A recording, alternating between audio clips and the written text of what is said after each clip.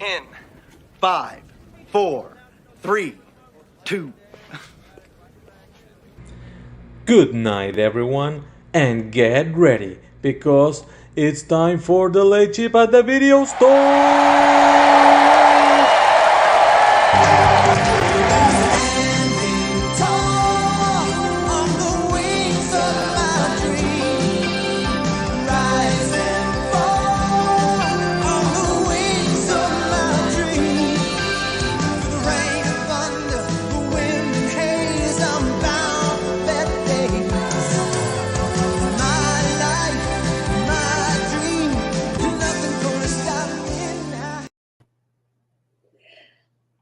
Am I froze? Oh my god, are we starting? No, you're good. Do Yeah, I you're glitch? good. Oh, that was a very Julie Roberts. I'm gonna do Pretty Woman anyway, but that was a very. Good morning, good evening, good to you all. Mike, how are you today? I'm doing good. How are you? Now that I am not glitching, fantastic. This is like a very great topic I've been waiting to get to. It's going to be a light, fun show today. As always, we love to see if you are here with us this morning. Please give us a hello, hey, evening. Sorry, I keep forgetting. Every time it's bright, okay? It throws me off. But please give us a hi, hello, hey in the chat so we know who we've got. We love to see. This week's topic, we've done some focus on horror before. We've done some focus on TV comedies and whatnot. Yes. But now's the time we're going to do a bit of romantic comedies. It's one of my favorite genres growing up. Definitely, like that's where you lean towards. But what I like about a romantic comedy most of the time is just how most of the time it's quite light and easy to jump into. Yeah. Like it's not the thick story. There's usually some whimsical element to it. Like there might be a meet cute or there might be a misunderstanding. There's usually some good side comedy character, some comic relief, sassy best friend or something in it. So there's usually a line or a joke or something you take away afterwards and sometimes say, which I think is really cute as well. And it's so open for interpretation nowadays. We've got a very wide range of ways to go about making a romantic comedy. I don't think there's any set formula anymore, which is always really exciting. We can definitely see, like, through the decades, how it develops and what types of storytelling devices and leads and plots were changing as the times change. And I think that's really cool. So throw that link up in the chat. Yes. Give us a hi. I need to see who we got today. Someone say good morning to me, please. Yeah, we got a couple people in here. Someone say what's up. Because otherwise I'm just going to start going through my answers because I brought a list today. I am ready to go. Oh, there we go. Okay. I'd take a broad comedy answer at this point. Would you, Mike? Sometimes, I know, I do understand, even when I was thinking of the question, I'm like, sometimes romantic comedy, because I love Romeo and Michelle's High School Reunion, but I'm not going to call that a romantic comedy, but it's a very female-centric comedy. There are romantic elements to it. So I think if you can spin it, if it's just something you enjoy, I'm never going to turn someone down for coming on and saying something that they enjoy. Do you know what I mean? Yeah, that's true. So I'm going to talk about, I've already a little bit spoiled my answers. What I think is one of the most defining movies of the genre is Pretty Woman. Oh, yeah. Absolutely. This is one grown up watching, you would watch at sleepovers and just we had the DVD and just always really loved it. Julia Roberts is so incredibly charming in this film as Vivian. And then Richard Gere as Edward. And there it is. He's trying to find get that good Wi-Fi connection. I can keep rambling for a bit. My mum is traveling at the moment, so that makes a lot of sense. She's probably trying to find signal in WA. So thank you. Pretty Woman. Pretty Woman, I think, has a few very iconic scenes. Definitely, as I alluded to before, with when they go into the opera and she comes down in the big red dress and the jewelry box, and how snaps at Charlotte and she does the big laugh. It's cute. But the one I want to bring up is when she goes shopping for the first time. Ooh. And she goes into the sales boutiques and the women are incredibly bitchy, turn her down. So we get the sad music as she's walking back to the hotel, and the concierge gives her a hand and sets her up in the stores. And so then we get the actual Pretty Woman Roy Orbison song, the montage of her walking around Rodeo Drive with the handbags. And that sticks out to me because that's something my mum and I allude to now. So with Parks and Rec, how Donna and Tom have Treat Yourself Day. My mum and I have Julia Roberts Day because we're the woman where we're walking around with the handbags, and I just love when she walks. It's so gratifying when she walks back into the store. It's like, you work on commission, right? Big mistake, huge, and walks back. I love that. It's such a good mic drop moment. It's an empowering moment. I really like Pretty Woman. I think it's a great one. And my final note on it. Sometimes we just have those movies where we say lines from the movie and I feel like no one gets it anymore. But if anything falls out of my hands nowadays, I'm like, slippery little suckers. When she has the escargot and she can't crack it. So slippery little suckers is just something that I really like from that film as well. Mike, we've got our first guest. Yes. Throw someone on. Hi. Hey. So How you doing today? We're good. We're good. We're good. We're really going to test the limits of what is a romantic comedy with this answer of mine. Tell me. And ironically, it's a non-comedic answer to this question. Have both of you seen the movie Billy Madison? Very much. Yes. Okay, so my favorite moment from this movie that we're really stretching the definition of romantic comedy here is when Billy Madison calls Steve Buscemi's character to apologize for being a dick to him back when they were in high school.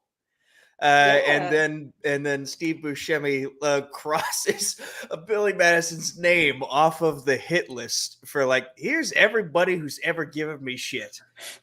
You just apologized. You're safe. Now I'm going to put on lipstick for no apparent reason while I listen to my creepy music in the background. That obviously the last part of that is pretty funny, but I like the moment simply because I one of my favorite character type in fiction is reformed villains, and essentially in my eyes, this is kind of both of them sort of reaching their period of reform. This is Billy Madison trying to be a better human being, realizing that, hey, I wasn't the best guy growing up and I'm trying to make up for it. And this is, and in Steve Buscemi's case, this emphasizes the power of saying, I'm sorry, no matter how long it's been since those past. Was saying sorry will have benefits. It's never too late to apologize, and it's never too late for forgiveness either. And in this case, Steve Buscemi, he forgave Happy Gilmore and saved him from getting shot later on in the movie too. So I'm glad I called that guy. Absolutely. Yes. Oh no, I love this answer.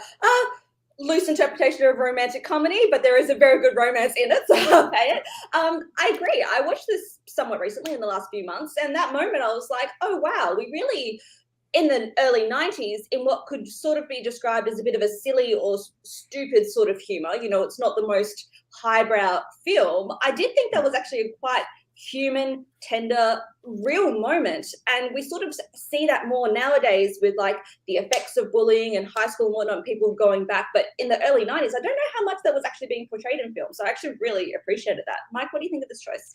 Yeah, I like it. It's definitely, you can definitely call it a comedy with romance in it for sure. It does have that romantic plot in it. So yeah, this definitely works, and that's definitely a good part in it. Love it. Yay. Oh, Nico, thanks for coming on and giving us your answer this morning. Thank you very much. Nico. Bye. Always happy to see you, Billy Madison. Yes. Makes me very happy. Mike, we have some more guests. Please bring them in.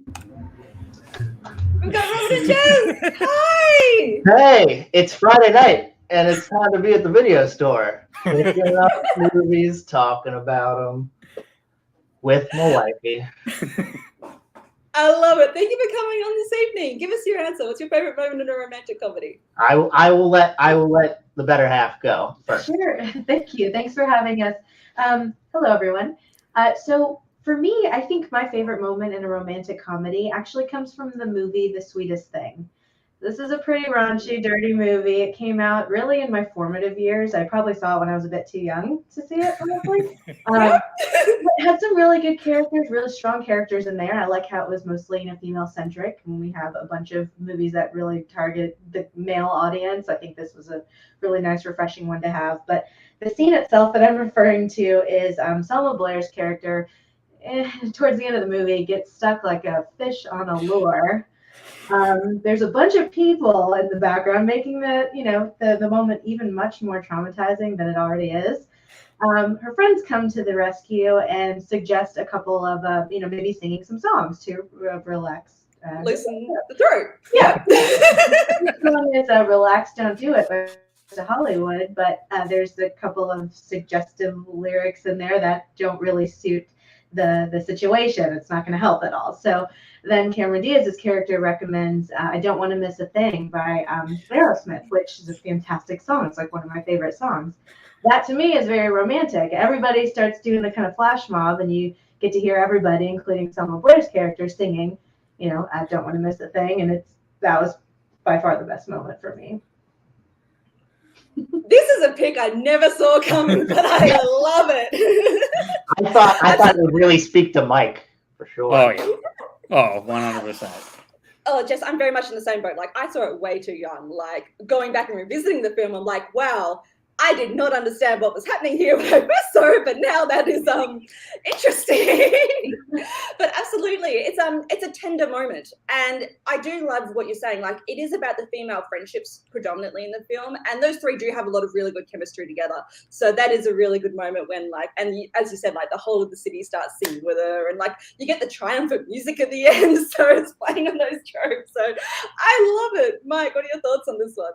Yeah, I'm actually with both of you. I saw this at a very age where I probably shouldn't have, like everything else that I see. But this is actually one of my favorite roles of Selma Blair. I think she does fantastic in this. It's one of my favorite roles of hers. It's a perfect choice for this, for sure. Jess, that was fantastic. Robert, do you have an answer? I do, and it might seem like I'm pandering to somebody here on the panel, but I'll start off how I want to describe my moment in song. It's just too good to be true. Can't take my eyes off of you. My favorite moment is really the turning point of one of my favorite teen romantic comedies, which is when Heath Ledger as Patrick Verona sings to Kat Stratford at practice when he sings that song in 10 Things I Hate About You. I really love it because at that point in the movie, he's doing those things where he's trying to ingratiate himself with her, and she's not having it. And it's really at this point where it turns, where it levels up with the sweetness. It's just not kind of that funny teen comedy aspect to it, but in this, she really sort of turns her thoughts about him. It's really funny. He does like the dancing. He pats the fat security guard on the butt as he leaves, and then that leads into a really funny scene where she has to, yes, thank you. So that. Of all the moments in 10 Things I Hate About You, which is my favorite, that one I think is just sort of the grandiose point, obviously. And it gets a great parody in Not Another Teen Movie with Janie Briggs Got a Gun and electroshocked because everybody thinks she's packing. So this is absolutely one of the ones that came to my mind straight away when we did this topic, because like it is one of those very big, as you say, grandiose, and for a romantic comedy and teen movie, like this was a very defining one of the genre. And yes, Heath Ledger, straight to my heart. So I was very happy to hear that chose. I agree. It is very sweet, and it's when you can see the turn for both characters, I think, because he's starting to come out of his shell so much more, and he's not just putting it on. Like you can see. And only the way Heath Ledger can do, the very cheeky smiles start coming out when he's doing this big grand gesture. So I love it. Mike, what are your thoughts on this one? Yeah, I actually just rewatched this, I think last month or the month before, and yeah, I still fall in love with it. It's such a sweet movie. And yeah, Heath Ledger does start off with nefarious intentions for money, but he falls for her completely. And this, I agree with Rob. This is a moment that he kind of does it with that song. That song is perfect for it. And yeah, it's such a great moment. And yes, they did do a very great parody of it. And Not Another Teen Movie for sure. Robert and Jess, thank you so much for coming on this evening. It was amazing. Thanks for having us. Yes. We are starting strong tonight, Mike. I love to see it. I love to see the different ways everyone's approaching it. Like, is it a romantic moment? Is it just something that touched you? Is it something that you repeat? Like, what is, because that's the thing. It's not like, what's your favorite romance? It's like, what's the moment? What is the moment that stands out to you? Yeah. And I love that. Mike, bring someone on. We're going to bring on this man before we lose him. We got Payson in the car. Before we lose the connection. Yes. Yeah, had to rearrange a few times, but I think I have a pretty damn good connection right here. Payson, thank you so much for joining us again, love. What's your answer for this evening? Yeah, so I'm going into the world of a man who is very near and dear to my heart. Anyone that knows me knows how much I love Paul Thomas Anderson. And I really love his 2002 film, Punch Drunk Love. There are a lot of moments I could have taken from this, but my favorite one, it's right after Barry and Lena's first date. To give some people some like background information on this movie, it centers around Barry, played by Adam Sandler, who's this guy who's like, he's super awkward, and you can tell that like a lot of it comes from like just childhood trauma from being made fun of like by his family. Like earlier in the movie, there's an incredibly uncomfortable scene where he's just at dinner with his family, and you can see how much they make fun of him. But Lena meets Barry just because she knows Barry's sister, sees Barry in a photo, and says, "Hey, I'd like to just go on a date with him." And they go on a date, and it goes rather well. And after the date, Barry just leaves Lena at her house and just says, "Okay, bye," and just leaves. As he's walking down to the lobby, he gets the concierge says, "Hey, are you Barry?" And he's like, "Yeah." He's like, well, I have a call for you." He picks up the phone and says, "Hey, Barry, it's Lena. I just wanted to let you know, I really wish you would have kissed me back there." And Barry hangs up the phone, and you get a montage of him going all the way back up to her apartment. You see him getting lost. Like, there's this incredible scene where he runs all the way down this hallway, takes a left, waits a little while, and then he takes a right. There's a scene where he goes outside and he realizes, oh crud, this is to the outside, and it's just him trying to find his door because he realizes, crud, I may have just missed my chance. And then there's a point where he's almost at his door. He straight up kicks down a door that like leads into another hallway. He knocks at Lena's apartment, and when they kiss, it is the most cathartic moment like in that whole movie, and I love it so much. What a fantastic description. Oh, Payson, that's wonderful. This is what I was sort of talking about at the top of the show. It's like when directors take the chance and approach romantic comedies in a different direction and really be able to make it their own. So I love to see it. Mike, what are your thoughts on this one? Yeah, this is actually a movie that when I first saw it, I didn't like it as much as I wanted to. But then after frequent viewings, it's become more and more one of my favorites, especially of Adam Sandler's. He's so good in this movie, and it just shows that he can do those dramatic turns very well, as we see later on in his career. And you picked the perfect moment for the movie because I crack up every time with that scene. Every time he gets lost in that hallway. Oh, it's so funny. It's so relatable because we've all been in like hotels or apartments where we're like, what turn do I make? Love it. Payson, thank you for coming on and give us your answer this week. Thank you so much, Payson.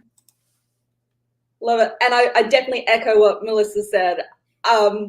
One of the I want to bring up a few more Adam Sandler's before we end the show, because I was thinking the same when Payson brought up Punch Drunk Love. I'm like, oh wow, I've got like 2 more Adam Sandler films I want to talk about. So, absolutely. But Mike, bring someone on. Who we got? We got Burr. How you doing this evening? You are muted, Burr. Hi. Awkward. That's how I'm feeling now. In the same boat. So we're just going to go past that one. What's your favorite moment in a romantic comedy? So it wouldn't be me coming onto a show without talking about an old movie.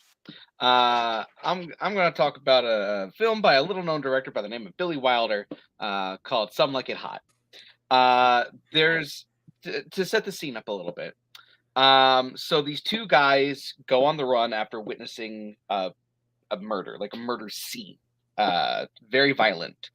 But in order to do that, they disguise themselves as women for an all-women's band. There, they meet a woman by the name of Sugarcane, played by Marilyn Monroe.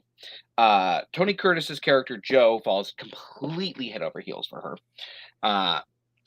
And so while he's impersonating a woman, at another point he starts impersonating the son of the Shell-oiled tycoon family. And at one point, after he's just introduced himself on the beach, he runs back to the apartment where Jack Lemmon is waiting for him, and Sugarcane runs in, and Jack Lemmon's character is basically like, "Oh, I have no idea where they are." And they open up the bathroom, and there he is in the Josephine makeup and wig, sitting in the bathtub, just covered up in bubbles. As Sugarcane's telling Josephine all about this tycoon that she's just met, Jack Lemmon is basically making fun of him the entire time. Sugar leaves, and Jack Lemmon's character starts roasting him, like over an open spit. When suddenly, Joe stands up from the bathtub, revealing that from the neck down, he's still wearing the oil tycoon outfit that he was wearing on the beach. Every single time, I laugh my ass off at that moment, because the timing and the delivery and just like the way it's shot are absolutely perfect. I agree. Like Some Like It Hot's on my short list. It's one of like my all-time favorites of the classic stuff. Very high on my list. This is the first one I watched with Marilyn Monroe, and like you're always like you hear more about Marilyn Monroe than when you see the films first. So when I saw it, it was very much like I get it, especially with the "I Want to Be Loved by You" scene. That's the one that when I think of this movie, that's what I think of first, and like she's just very intriguing, and you can see that quality. But Jack Lemmon absolutely like steals the film. Is this also the one where he's like dancing around after he's come back from his date with the Who's the one who cried? Me. Me.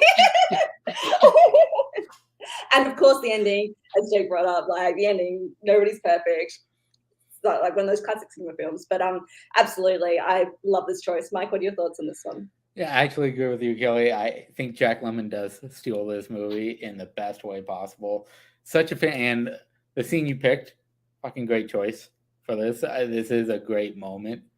It wouldn't be on my list of favorite moments, but I can see it making the contention for great moments for sure. The utter absurdity of the moment is it hits my funny bone just like real hard. I love it. Andrew, thank you for coming on and giving us your answer this evening. Thank you, guys. Thank you. Mike, we're getting some great variety here. I always love to see it. Bring someone in. You got Brian. How you doing this evening, Brian? It's going good.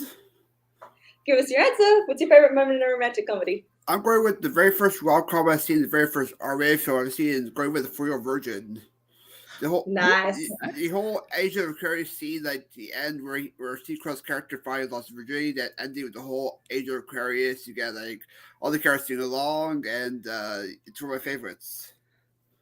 I love this choice. I was definitely thinking like in the mid 2000s, like this is definitely what we're starting to see, like the Judd Apatow films and that sort of humor. And we also get like Forgetting Sarah Marshall, where they seem to balance that raunchiness and that very risque sort of comedy with a lot of sweetness. And I think this scene's a good showing of that, because you could end on something silly, and it is to an extent, but it just ends up being fun and a celebration, and I like to see that.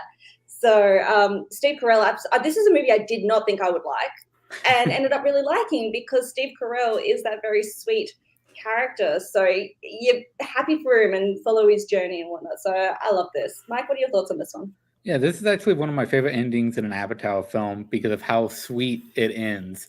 Compared to a lot of his, where it mainly goes towards the funny moments for the majority of his endings. This one goes more towards the sweet side of it. I think it works very fucking well. Great choice. Are there any other moments in the film that stand out to you, Brian?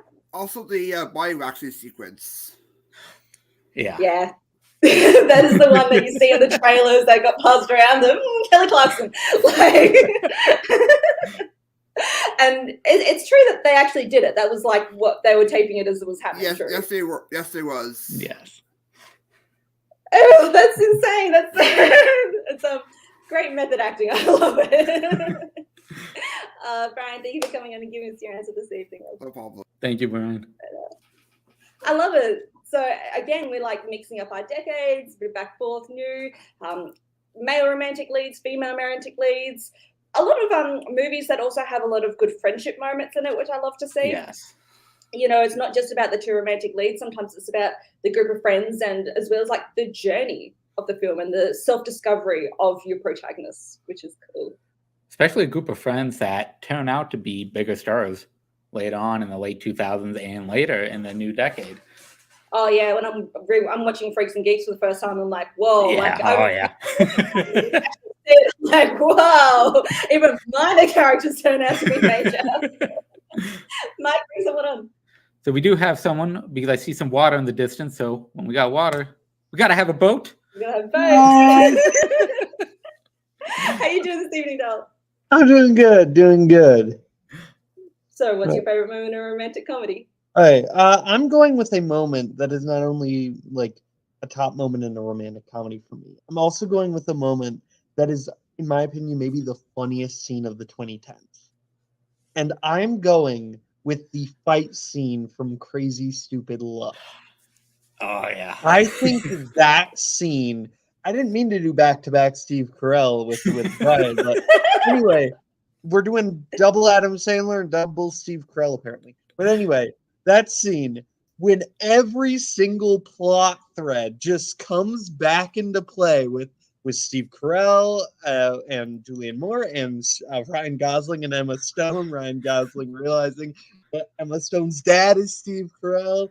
And then John Carroll Lynch coming in with the body slam of Steve Carell. Like, absolutely incredible.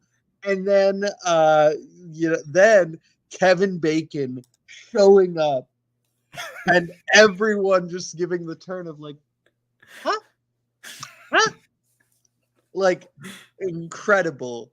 And just with that sort of, and then they all four of them. I love that even after Carell is like wanting to murder Ryan Gosling still comes in and punches Kevin. Incredible. When you said Crazy Stupid Love, I thought you were going to go with the Dirty Dancing moment because that's definitely one of the ones that sticks out to me as well. When Ryan Gosling just takes his shirt off, come on! But the fight, I love the way you summed it up. Was that it is all the plot threads coming together, and it's a scene. When I first watched the film, I'm like, oh wow, it is all coming together. Like I didn't see that scene coming because usually it would be handled in a bit of a different way, not so open. It's usually a bit more behind the scenes or two characters find out, so to have everything come out in the open in one, I thought was great. Mike, what are your thoughts on this scene? I legitimately just watched this. We watched this the other day and I hadn't seen it in a very long time. So the only thing I remembered about it was his actual fight scene because it's stuck in my mind. And I agree with Bo is that one of the funniest moments of that is why did I just blank on his name that you just said? John Carroll Lynch? Not John Carroll Lynch. Kevin Bacon. La La Land. Why? Ryan Gosling. Ryan Gosling, thank you. I don't know why I just forgot his name. But Ryan Gosling, knowing that Steve Carell hates him, still goes to try and help him. Regardless, he still tries to help him. It's so great. I love that moment so much. This is such a great choice and a great movie for a romantic comedy as well. I was going to say, it's one like that was very big at the time, but I'd never get to hear so much anymore. So I'd love to see it brought up. Oh, Bo, thanks for coming on and giving us your answer tonight, darling. Yeah, Thank thanks, you, Bo. Haven't had as much of the 2010s, so I'm loving to see the representation. So that was amazing. But Mike, who we got? We got the man, the myth, the legend. We got Bill. We got Bill. Because when you think of fucking rom-coms. So my question is, what has Beyonce Knowles made you watch that you're going to bring up today? I mean, we can go on. It's fine. I've seen Sweet Home Alabama more times than I want to admit, but it's okay.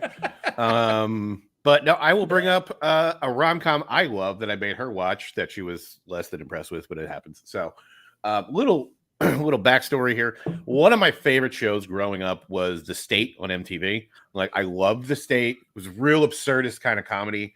And Michael Showalter from The State wrote and directed a rom-com in 2005 called The Baxter. And it is one of my favorite movies that no one watched because fucking, I don't know why.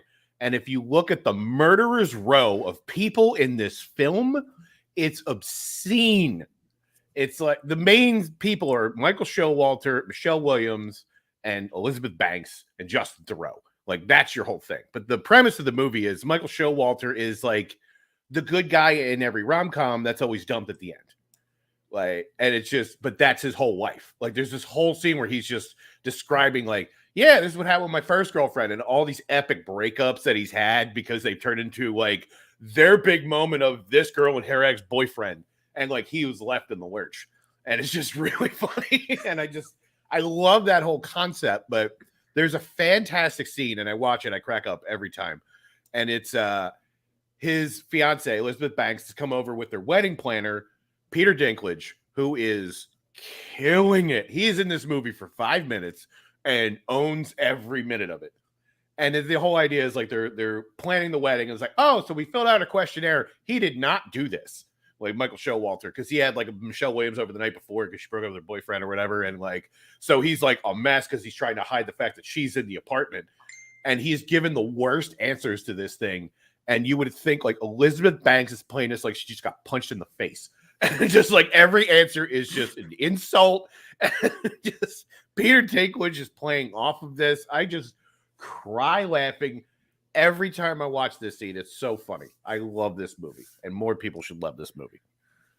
I've never heard of it. And Yeah. so, I went back and have done like Wet Hot American Summer and then the Netflix series and whatnot. And as we just talked about with Freaks and Geeks, like the careers that the people from the state sort of went on to have is pretty insane. Yeah. And it's one of those where you'll notice a million people. Like Paul Rudd has a like no credit cameo as Michelle Williams Baxter. Which makes it even fucking funnier. It's just like, I love this. This is one I definitely want to check out. Like, add it to the watch list. Sold me. Can't wait to see it. Mike, have you heard of this one?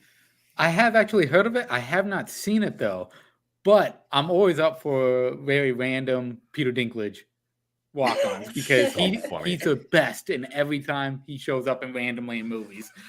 Only Peter Dinklage could make the character name Benson Hedges somehow work and not be completely ridiculous.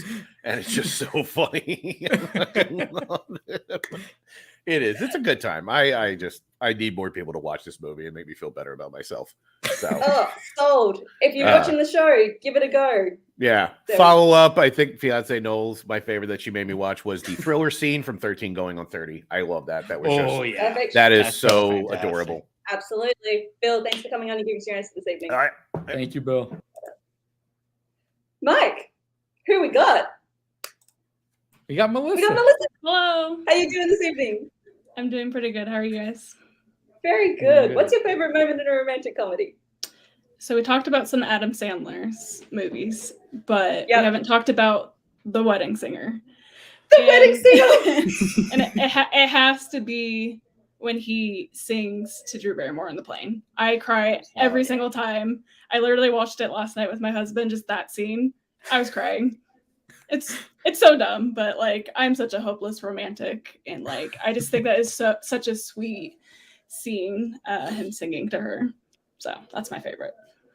On my notes, Pretty Woman and The Wedding Singer is what I've underlined. Like they must have been brought up together. I'm so happy to see it. This is one I had on VHS and like rewatched a lot. I love Adam Sandler in the film, and him and Drew Barrymore obviously have such good chemistry, and it does really culminate on the plane, and it brings everything together because like she got him the blank music paper, to write his own songs and things on, and then it's all the things that he likes about her. We get that good scene with the fiance getting held up by all the people on the plane, coming together, and Billy Idol and what, like just cause. But it is that very tender moment of him singing over the airplane stereo and then coming out behind the first class curtain, and it's beautiful. I really like this scene. Mike, what are your thoughts on this one? I definitely believe that Adam Sandler and Drew Barrymore are underappreciated duo together. They are so fantastic, and this is my favorite. This is my favorite part of this movie is this ending. It was so sweet and just so direct, and they just both play it so perfectly.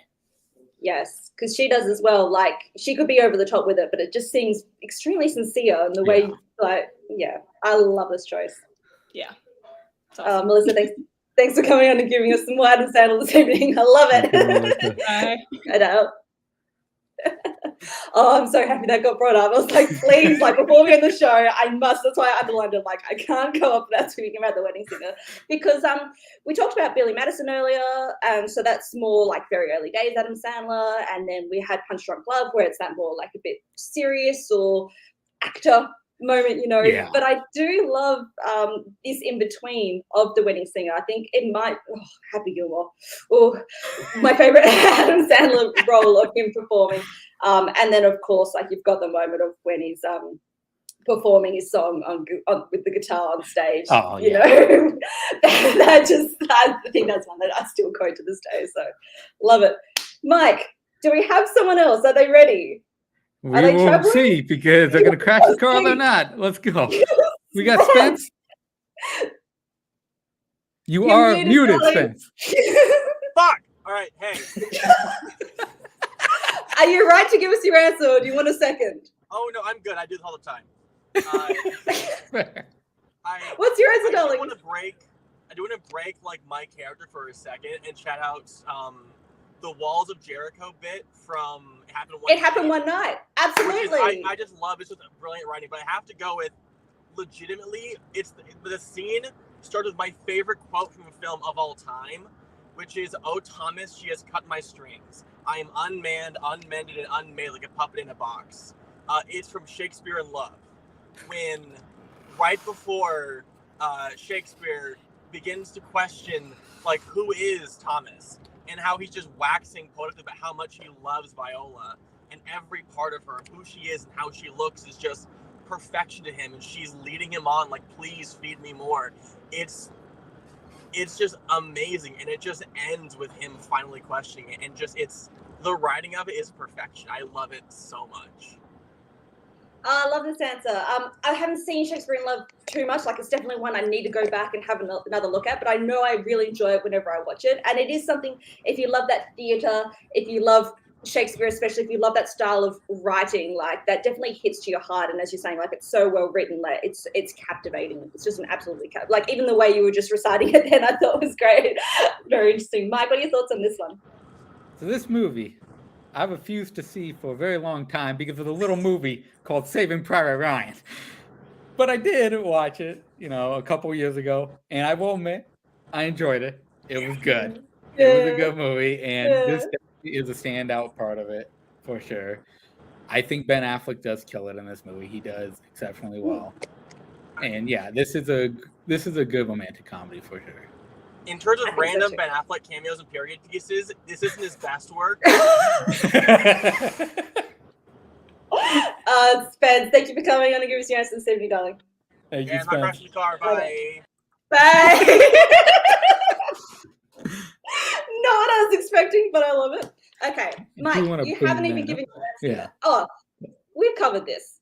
Like, I don't know if I would say 2000s though, because like, isn't Wedding Singer like 98? So for 2000s, But we do have like 50 First Dates. Yeah. Punch Drunk Love. We do have a good amount of them there that I think early 2000s, definitely you can throw it out there. Okay. Yeah. Mike, you haven't even given your answer for this evening. Okay, so I have it between two, so I'm going to pick one that's not talked about a lot, Multiplicity. Michael Keaton and Andy McDowell.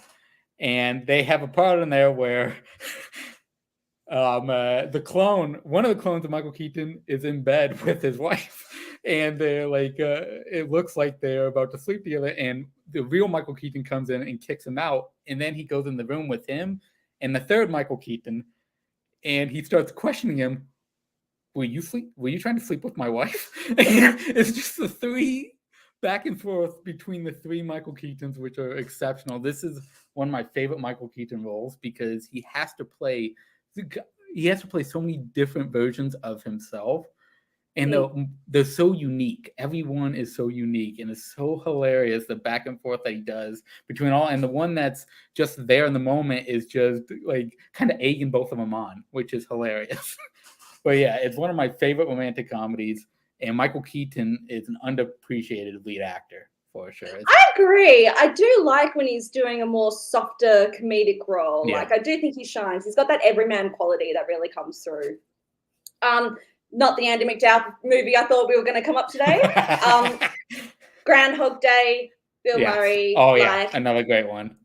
An absolute classic. The top of my list of for my first brainstorm is Four Weddings and a Funeral. Ooh, I yeah. love me some good British comedy. Obviously, growing up in Australia, like we get a lot of that overlap. So this is one. Like the opening is just so iconic. Fuck, like when everyone's like at the weddings. But this is just an extremely well-written film. I love the plot device and the setup of it all, and I think it's one that manages to balance the romance, the comedy, and the sadness. And sometimes that's not what we get in our rom-coms. Oh yeah. And I think the guy from The Mummy, I think it's the guy from The Mummy, the brother from The Mummy, and he has his speech in the middle of the film. I don't want to spoil it too much, even though it's in the title. But that just also makes me cry. Iconic comedic moments like Something About Mary Hairgel, absolute. The zipper. The zipper scene makes me cringe. Is it we've got a bleeder?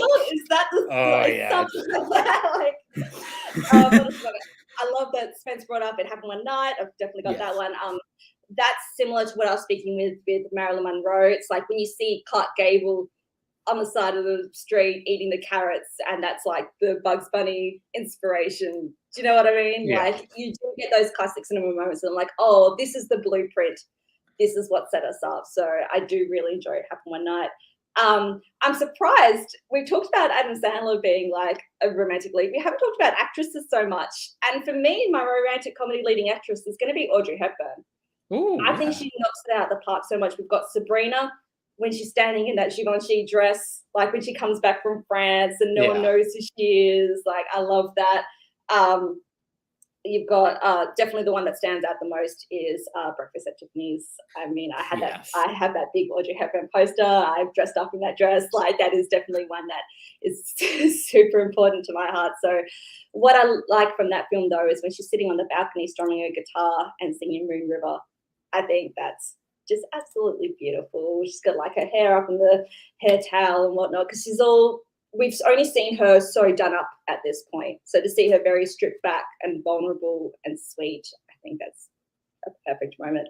10 Things I Hate About You got brought up. Yes. Clueless, another all-time Clueless. favorite is Clueless. Same with 10 Things I Hate About You and like that modern Shakespeare retelling. I love a modern Jane Austen retelling. So this one with Emma, I think Alicia Silverstone has shared is just phenomenal, but there's a lot of really great moments in this one. It made me want one of those closets, like automatic closets in the morning. And then the driving scene. On the freeway. My favorite moment of all time. Yeah, the freeway scene. The one person that should be calm is the one that freaks out the most by turning around and just screaming. Like, not even joking. I haven't driven through my city because that scene freaks me out so much. Like, not exaggerating at all. Bridget Jones' Diary is one that really stands out to me as well. That's one I got to see a lot when I was younger. And again, I really love that British humor. So even at the beginning of the film, when she's singing All By Myself, you know, I really love the way Renee Zellweger really portrays that. And that's one that's got good narration. That's narration used well. Oh, Jane coming through. You've got Mail, Sleepless in Seattle, and When Harry Met Sally. Oh, my family's bringing it at the end here. They're telling me what for. The Meg Ryan, the trilogy. Tom Hanks, Meg Ryan trilogy is incredible. All three movies I love to death. Absolutely. I think You've Got Mail is my favorite, but I also really love The Shop Around the Corner.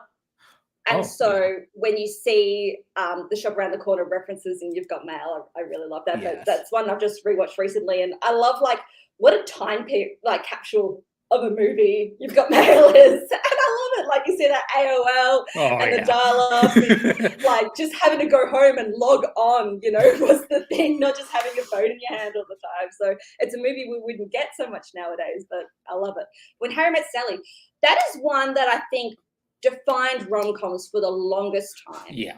Like that was the put on the pedestal. That was the one. So in the same way you're talking about Shakespeare in Love, like it took you a while to get to, that one took me a really long time to get to because it's all you ever sort of really heard. So like, how can I live up to that? But Billy Crystal and Meg Ryan really do make that film. I do like that one. And it's, you see the diner scene a lot. Oh, you see it parodied a lot. You see that as a moment. I don't think that's the moment of the film. I think that's a fine moment. But I think when they like walk around the museum and he's like, yeah, I think it's moments like that, or just the way when they're walking around the city and you see like the autumn leaves. It's the setting of that film, I think, adds to a lot of it. So absolutely that one. Harold and Maude is one I think I was surprised not to see. That is one, again, I wasn't sure I was going to like because with cult classics, sometimes you're part of that cult or not. Like, does it appeal to you or not? And that was one I found very sweet. Loved the Cat Stevens soundtrack to that. Like, that is one that is now like on my Spotify all the time. I grew up with Cat Stevens, but not a few of those songs. So loved it. The Princess Bride, I think counts. Oh, yeah. For sure. 100%. Yeah. But it just happens to tie in those fantasy action child movie tropes. Like the Princess Bride's the whole package. Like I could bring that up for any genre that we're going to talk about on the day, and the Princess Bride is going to be the correct choice. But very much Farm Boy, will you fetch me that picture? As you wish. Like that's so classic. It's great. And isn't it like there's only a few kisses that go down in the history as the best kisses ever, and that was one of them. It's great. My Best Friend's Wedding. Another. We talked about Meg Ryan, Julia Roberts. I still will maintain she went on a bigger tear than Meg Ryan, I think, with Pretty Woman, My Best Friend's Wedding, Runaway Bride, Notting Hill. I think she might be the undisputed modern day rom-com queen. My Best Friend's Wedding, the scene where they're at dinner and Rupert Everett starts singing I Say a Little Prayer for You. Don't know how many times I've listened to that. Like that is the definitive version of that song for me. Absolutely love it. Chocolat, I think is great. That's just a very warm, inviting film, and I think an underrated Johnny Depp performance. Like we tend to go with these bigger, bolder roles now, but I like, as we were talking with Michael Keaton, sometimes when people can just pull it back and give you a bit of a left turn surprise, everyday person role. I thought was great. And then a few classics I want to bring up: Shop Around the Corner, His Girl Friday, Philadelphia Story, and Roman Holiday all have big moments. Mike, that's our show for this evening, I think. Sorry, just went on it. I made the effort of writing everything down. God damn, that is not what we're talking about. I know. Today, I don't know what I thought. I clicked on the wrong one. I thought I was clicking it off. Yeah, it's called Chocolate. There it is. There it is. I wanted to bring it up. Jim comes in. Yes. On that note, buy our shit. We'll see you all next week. Thank you, everyone, for joining us today. This is an amazing show. Thank you for everyone who jumped on, who joined us in the chat. We'll see everyone next week. Thank you, everybody. And we're clear.